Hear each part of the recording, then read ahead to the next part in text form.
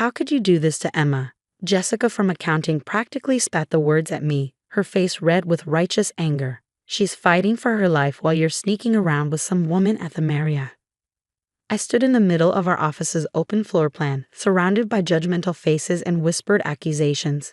My colleagues, people I'd worked with for 5 years, looked at me with a mixture of disgust and disappointment.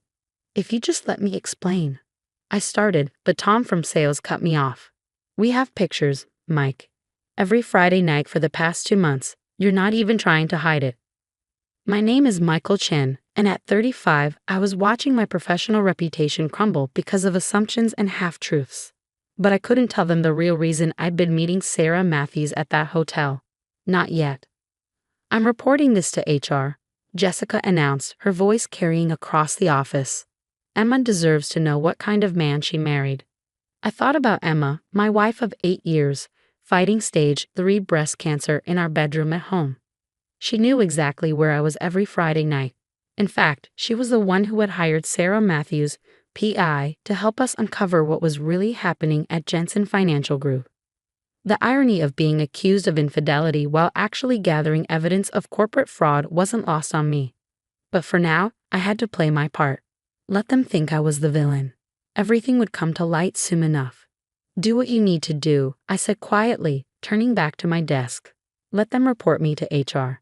That was part of the plan anyway. As I sat down, my phone buzzed with a text from Sarah. We've got everything. Meeting with the FBI tomorrow at 9. Hold on just a little longer. I closed my eyes, remembering how this all started 3 months ago. Emma had been the one to notice the discrepancies first. Even through her chemotherapy fog, her accountant's mind had picked up on patterns in the quarterly reports that didn't add up. Mike, she'd said one evening, her voice weak but her eyes sharp as ever. Something's wrong with these numbers. The trading volumes don't match the reported profits. Someone's cooking the books. I dismissed it initially, too focused on her treatment and recovery to think about work irregularities. But Emma was persistent. She'd spent her career as a forensic accountant before the cancer forced her to step back. She knew fraud when she saw it. The more we looked, the more obvious it became. Jensen Financial wasn't just fudging a few numbers. They were running a massive Ponzi scheme, using new investor money to pay off older investors while pocketing millions. That's when Emma suggested hiring Sarah Matthews. We need proof, she'd said. Real evidence. And you need protection when this all comes out. So began my Friday night meetings with Sarah at the Marriott. We go over documents I carefully gathered, build our case piece by piece. The hotel was chosen specifically because we knew certain colleagues liked to grab drinks at the bar there. We wanted to be seen, but not too obviously, just enough to start rumors. A tap on my shoulder jolted me back to the present. It was Mark, my immediate supervisor, looking grave. HR wants to see you, he said, not quite meeting my highs. Now. I nodded, gathering my things. As I walked to the elevator, I could feel everyone watching, probably assuming I was about to be fired in disgrace. They weren't entirely wrong about the fired part, but disgrace? That wasn't in the cards. Patricia from HR was waiting in her office, looking uncomfortable. Michael, we've received some concerning reports about your personal conduct. I sat down, maintaining my calm exterior. I understand. These allegations, if true, reflect poorly on the company's values. Jensen Financial Group has a reputation to maintain. I almost laughed at that. Jensen Financial's reputation was about to take a much bigger hit than a supposedly unfaithful employee. We're going to have to place you on administrative leave pending an investigation. Patricia continued. Please turn in your badge and... Actually, I interrupted, pulling out my phone. I need to take this call. It's my wife. Patricia's face softened slightly. Everyone knew about Emma's cancer. She nodded, and I stepped into the hallway. Everything okay? Emma's voice was tired but alert. They're putting me on leave, I said quietly. Jessica and the others reported me for the hotel meetings. Emma managed a weak laugh. Perfect timing. Sarah just confirmed the FBI meeting. Did they ask for your badge yet? About to. Don't worry, I made copies of everything last week. My brilliant husband, she whispered. Go let them fire you with dignity. I'll see you at home. I returned to Patricia's office, where she awkwardly finished the suspension process. I handed over my badge, cleared out my desk, and walked out of Jensen Financial Group for what I knew would be the last time as an employee. The next morning, I met Sarah at a different hotel, this time for our scheduled meeting with FBI agents Morrison and Chen, no relation. Your colleagues did you a favor, Sarah said as we waited.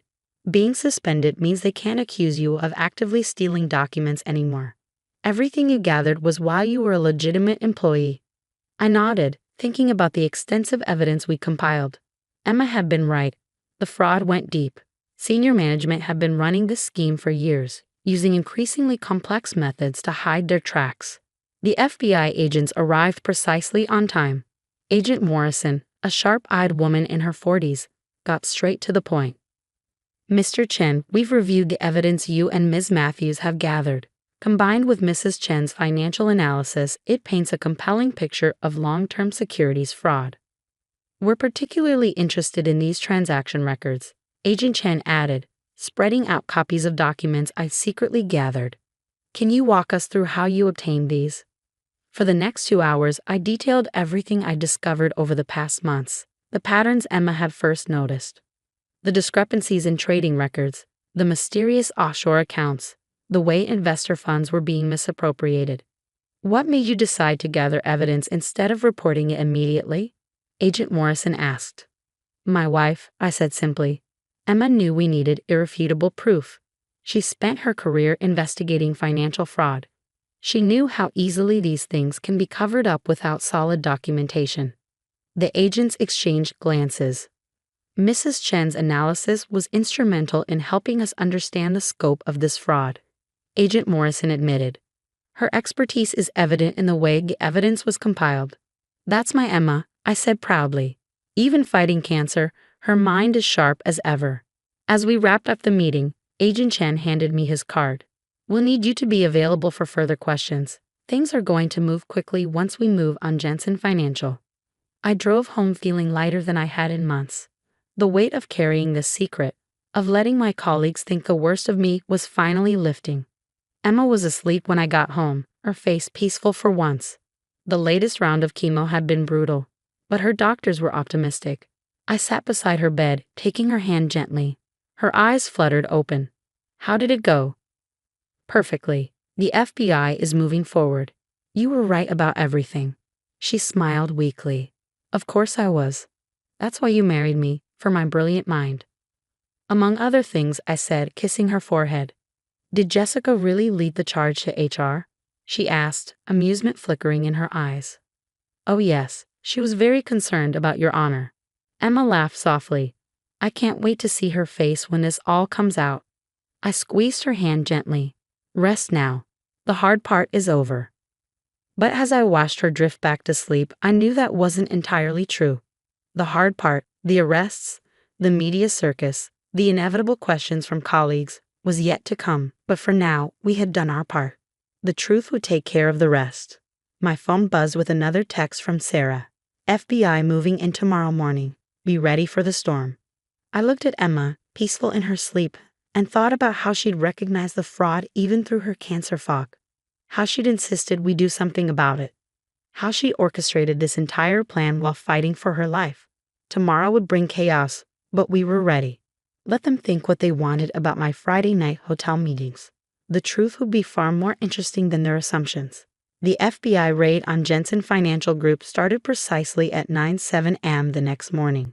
I watched it unfold on the local news, sitting beside Emma's bed as agents led senior executives out in handcuffs. The cameras caught everything, the shocked faces, the boxes of evidence, the crowds of employees being escorted from the building. There's Jessica, Emma pointed out, a slight smirk playing on her lips. The camera had panned to show my former colleagues huddled outside, watching their workplace become a crime scene. Jessica was front and center, her face a mask of confusion. My phone started buzzing almost immediately. First Mark, then Jessica, then what seemed like everyone from the office. I ignored them all. Not yet, Emma advised, her voice tired but amused. Let them stew for a bit.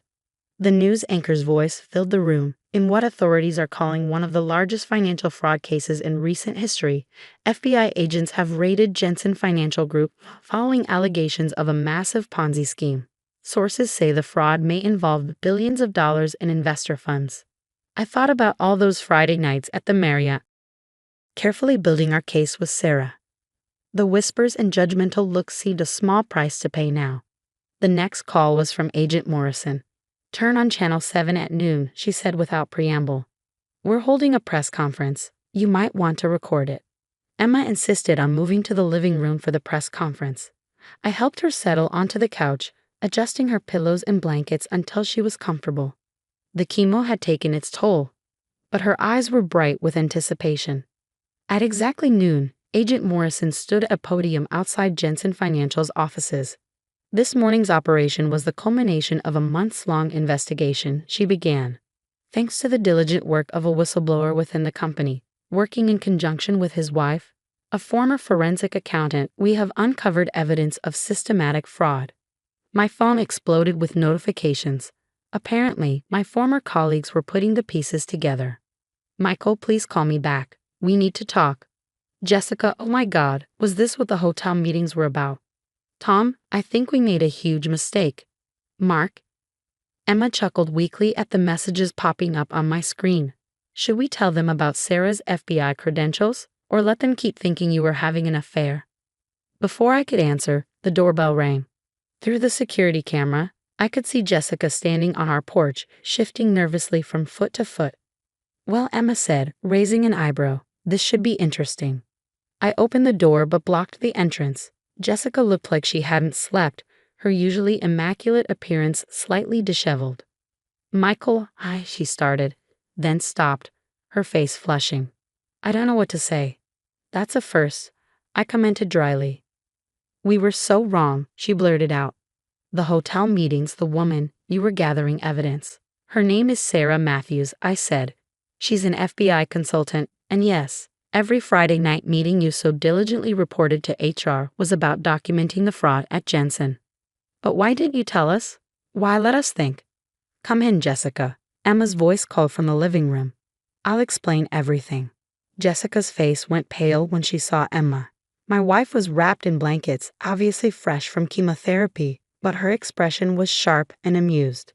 "It was my idea," Emma said as Jessica perched awkwardly on the edge of our armchair. "We needed people to notice the meetings, but not understand them. Your assumptions about Michael's character provided the perfect cover." I don't understand," Jessica stammered. "The more people focused on Michael's supposed affair, the less likely anyone was to question what he was really doing," Emma explained. "Every disapproving look, every whispered accusation just made the cover more convincing." Jessica looked like she might cry. "We reported you to HR. We tried to get you fired." "Actually," I interjected, "getting suspended was part of the plan. It protected me legally. Everything I gathered was while I was an active employee. The suspension came at exactly the right time." "The whole office thinks you're a cheating monster," Jessica whispered. Emma laughed, then winced slightly at the effort. "And that's exactly what we wanted them to think. It's amazing how people's moral outrage can blind them to what's really happening." My phone buzzed again. "Agent Morrison, you might want to turn the news back on," she said when I answered. "They're starting to release the numbers." We all watched in silence as the scope of Jensen Financial's fraud was revealed. Over $3 billion in misappropriated funds, thousands of defrauded investors, a complex web of offshore accounts and fake transactions.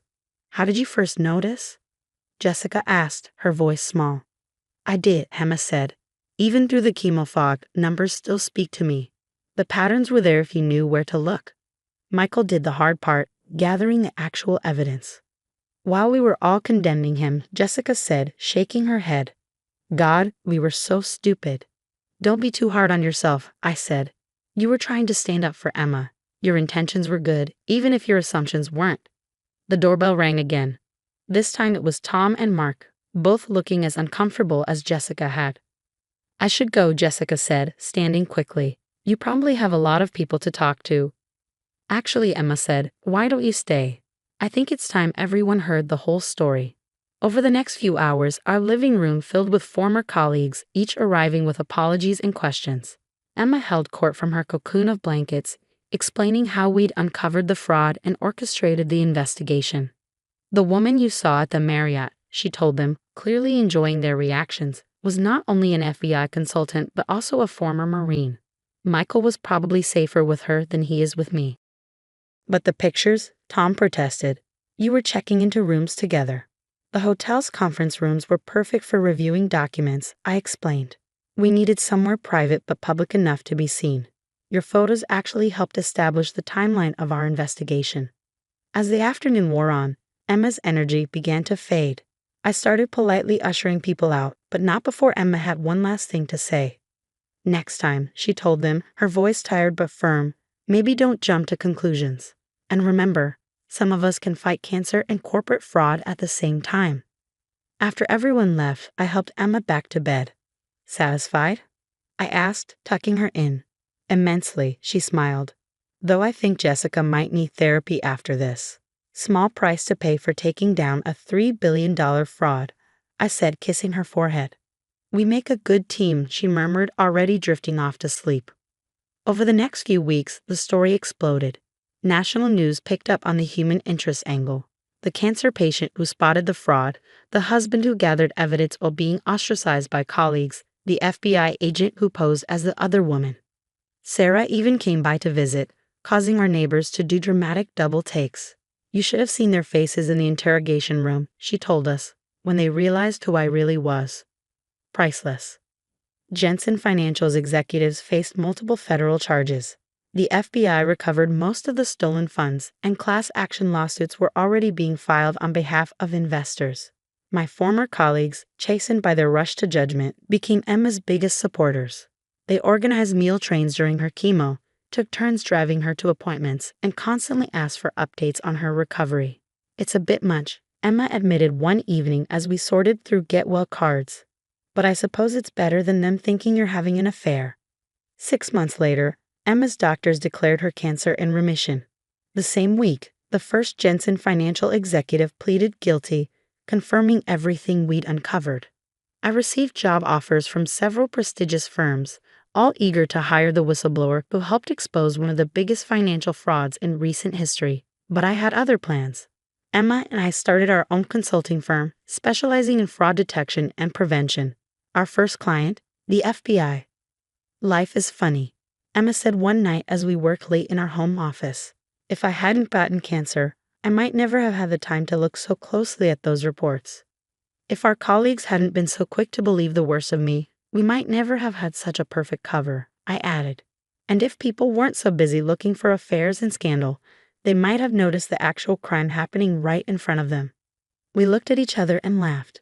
The whole thing was absurd. Cancer, corporate fraud, fake affairs, and redemption all rolled into one strange package. Jessica still can't look me in the eye when we run into her. Despite my assurances that all is forgiven, Tom sent us a ridiculously expensive gift basket with a card that read, "Sorry we thought you were a cheating scumbag. Congratulations on taking down the bad guys." Sarah still meets us at the Marriott occasionally, though now it's just for drinks and catching up. Sometimes we spot people doing double takes, probably wondering if they're witnessing another scandal in the making. Let them wonder, Emma always says with a wink. People see what they want to see. And she's right. Sometimes the best way to hide the truth is to let people believe the lie they created for themselves. We learned that lesson well.